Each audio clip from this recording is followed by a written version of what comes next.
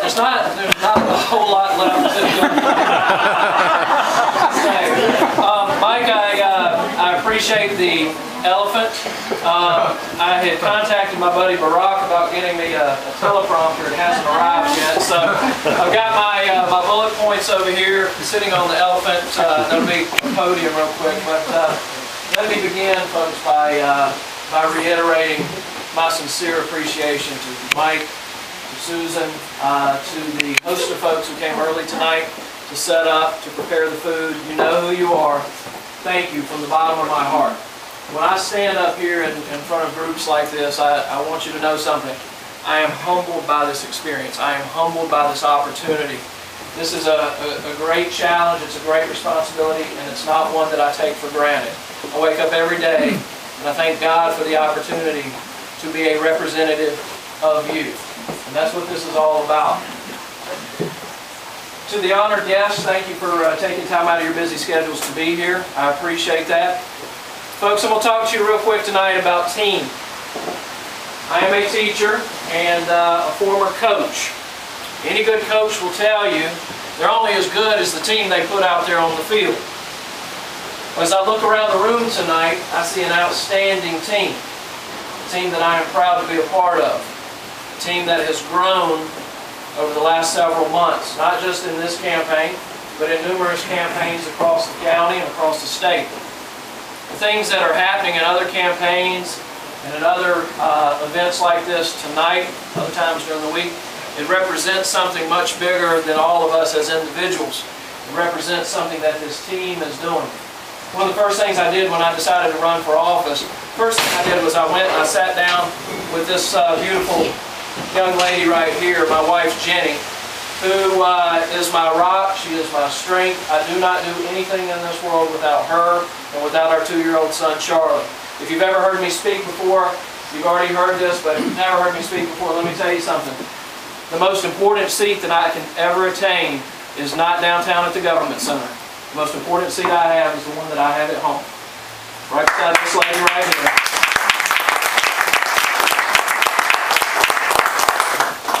Because that's what drives me. That's what motivates me. As long as I'm a good daddy, a good husband, first and foremost, everything else will take care of itself. But about team, about family, about what we're doing. Folks, we are faced with a very important challenge in front of us right now.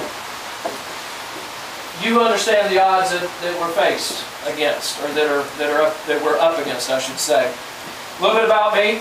I'm a Mecklenburg County resident, have been all my life. My wife is a Mecklenburg County resident. I am a teacher. I take great pride in my profession. I take great pride in the opportunity I have to serve the constituents of Mecklenburg County already every day in the classroom. But I'm ready to take that outside of the classroom. And I'm ready to work for a different group of constituents. Folks, this election, it boils down to one thing. You can pull out all the talking points that you want to. It all boils down to leadership. As a cadet at the Citadel, I learned a great deal about leadership. When I look at the decisions that have been made at the federal level, at the state level, here at the local level, I see a true absence of good, well-intended leadership. When we live in a community that is satisfied with closing libraries and laying off teachers, and yet can turn around and find money to increase the base pay of a county manager, or can give a county manager $1,000 a month to invest in an automobile, our priorities are all wrong. We've got it all wrong. The other night we had a debate, and one of my opponents, a gentleman by the name of Harold Cogdill, called me out. When I was on camera, I clearly stated that I am running on a platform to cut taxes. I'm not talking about keeping taxes flat. I'm running on a school of thought that was invented by a guy by the name of Ronald Reagan. Maybe you've heard of it. The way that we pull out of the current economic situation that we're in is we cut our taxes. We cut our taxes on our property, we cut taxes on our residents, we cut taxes on our businesses. When we cut taxes, we put money back where it belongs, in the pockets of the people. they will in turn put that money right back out into the system. Lower taxes will encourage businesses to come back. It will encourage families to come back to Mecklenburg County. And in turn, we will stimulate the economy, we'll create private sector jobs, and we will restore prosperity not only to our local community, but to our state and to our federal government as well. And that school of thought, I didn't make it up, but I'm proud to be a student of it, and I am proud to represent that philosophy this fall. Now, I'm also going to talk to you about a guy by the name of Harry Jones. I'm running on a platform that is going to call for more accountability for the county manager. We've often talked about the fact that we compensate him as if he was a CEO. In fact, he is. He's the CEO of the county. But if we're going to pay him like a CEO, then we ought to hold him accountable like a CEO and demand results that are for the best, that are in the best interest of our residents. And if he's not meeting those, then folks, it's time to find a new county manager. Mr. Cogdell the other night during the debate said, Mr. Thompson, I think it's pretty irresponsible of any candidate to say 9 months before we face a new budget what they will or won't do. That's irresponsible leadership. My response to Mr. Cogdell is this: is it more irresponsible to be up front with the people and tell them where I stand? Or is it more irresponsible to be an incumbent or a candidate and not be crystal clear with folks about where you stand and what you intend to do when elected, and then to just make up your platform as opportunities present themselves? You tell me what's more irresponsible. There are a lot of important people in the room tonight, a lot of elected officials, but let me tell you something. The most important people are not the elected officials. We have the awesome opportunity to represent you, to stand for you, to be your voice. The most important people in this election are the people who are making phone calls, are putting out signs, people who get up and go to work every single day and pay their taxes.